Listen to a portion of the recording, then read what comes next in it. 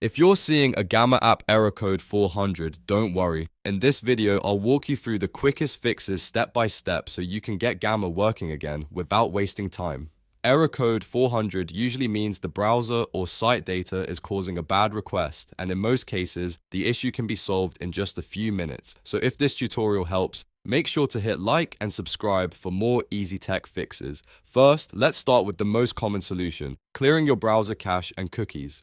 Over time, your browser stores old or corrupted site data, and that can trigger errors when Gamma tries to load properly. To clear it, open your browser settings, go to Privacy or History, and find the option to clear browsing data. Make sure you select cached images and files, along with cookies and other site data. If you want to be extra safe, you can also clear your browsing history. Once that's done, close the browser completely and reopen Gamma again. This simple step fixes the error for many users right away. If the issue is still there, the next thing to try is opening Gamma in an incognito or private window.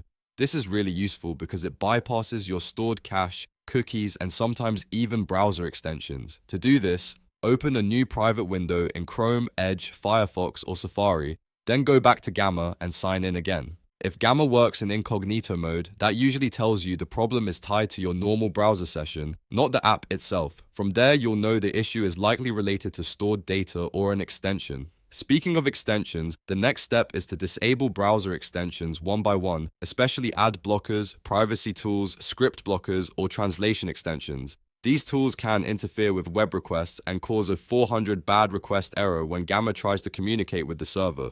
To test this, go to your browser's extension settings and temporarily turn off anything unnecessary. After disabling them, refresh Gamma and see if the error disappears. If it does, you can re-enable your extensions one at a time to find the exact one causing the problem. That way, you won't have to keep everything turned off permanently. If none of those fixes work, try restarting your browser after clearing data and disabling extensions. Sometimes a fresh session is all that's needed for the changes to take effect properly.